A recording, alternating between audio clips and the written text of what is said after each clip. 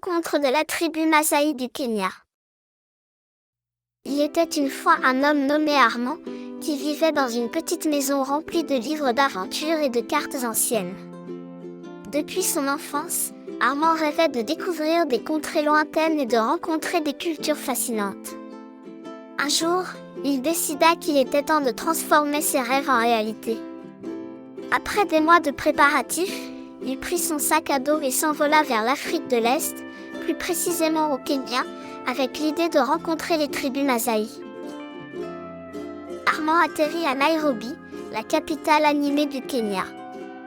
Les rues fourmillaient de vie, les marchands proposaient des fruits exotiques, des enfants jouaient en riant, et les bus colorés klaxonnaient à chaque coin de rue. Mais ce n'était pas la ville qui fascinait Armand. Ce qu'il cherchait se trouvait bien au-delà des gratte-ciel et du brouhaha urbain, les vastes plaines où vivent les Maasai. Il commença son voyage en prenant un long trajet en bus jusqu'à une région reculée proche de la frontière tanzanienne. Les routes devinrent de plus en plus poussiéreuses et étroites, et le paysage changea progressivement, passant de collines verdoyantes à des plaines infinies parsemées d'acacias. Lorsqu'il descendit enfin du bus, il était à l'entrée d'un village Maasai. Les Maasai étaient connus pour leur mode de vie unique et leurs habits colorés. Les hommes portaient des shukas rouges drapés autour de leurs épaules, et les femmes étaient ornées de colliers en perles multicolores. Armand fut accueilli par le chef du village, un vieil homme au regard sage nommé Olé.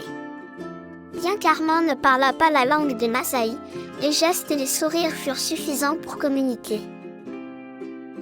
Au fil des jours, Armand découvrit leur manière de vivre. Il observa comment ils construisaient leur maison en torchis, appelée maniata, et comment ils vivaient en harmonie avec la nature. Les Maasai élevaient des troupeaux de vaches, qu'ils considéraient comme sacrés, et connaissaient chaque recoin de leur territoire. Armand était émerveillé par leur connaissance des plantes médicinales et leur capacité à lire les étoiles pour prédire la météo. Un matin, alors qu'il suivait un jeune guerrier nommé Nadoi sur les sentiers, un événement inattendu se produisit. Ils croisèrent la route d'un éléphant solitaire. L'animal semblait agacé et frappait le sol de sa trompe. Armand resta figé, mais Nadoi était calme. Avec des gestes lents, le jeune guerrier indiqua à Armand de se retirer doucement. Ils se cachèrent derrière un bosquet, laissant l'animal reprendre son chemin. Armand apprit ce jour-là à respecter la puissance et l'imprévisibilité de la faune. Au fur et à mesure de son séjour, Armand se lia d'amitié avec les habitants du village. Il était fasciné par leurs rituels et leurs danses. Un soir, lors d'une grande cérémonie, les guerriers sautèrent en rythme, atteignant des hauteurs incroyables. Les chants résonnaient sous le ciel étoilé, et Armand sentit une énergie qu'il n'avait jamais ressentie auparavant. Il comprit que ces danses n'étaient pas qu'une simple tradition, mais un moyen d'exprimer leur lien profond avec leur communauté et leur environnement. Un jour, le chef Olé invita Armand à l'accompagner dans un périple important. Il devait livrer des herbes médicinales à un autre village Maasai en Tanzanie. Le voyage fut éprouvant, ils traversèrent des rivières, gravirent des collines escarpées et marchèrent sous un soleil de plomb. Mais à chaque étape, Olé lui montrait quelque chose d'extraordinaire, des empreintes de liens, des oiseaux rares et des plantes aux propriétés surprenantes. Armand se sentait comme un élève dans une école à ciel ouvert. Arrivé au village voisin, Armand assista à un moment touchant. Les herbes qu'ils avaient apportées furent utilisées pour soigner un enfant malade. Voir la gratitude des villageois remplit Armand de joie.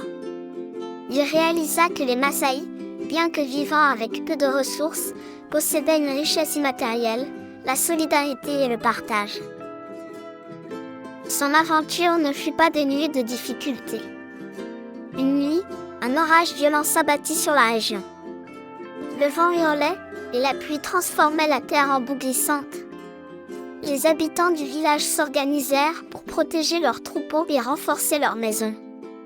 Armand participa avec eux, apprenant l'importance de l'entraide face aux forces de la nature. Quand le soleil se leva enfin, y illumina un paysage transformé. Les Masaï se réunirent pour remercier la nature de sa générosité, malgré leur âge. Armand fut frappé par leur capacité à trouver de la beauté et de l'espoir, même dans l'adversité.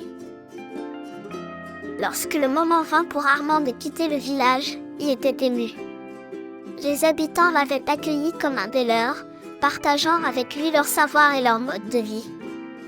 Avant de partir, le chef Olé lui offrit un bracelet en perles colorées, symbole d'amitié et de respect. Armand promit de ne jamais oublier tout ce qu'il avait appris.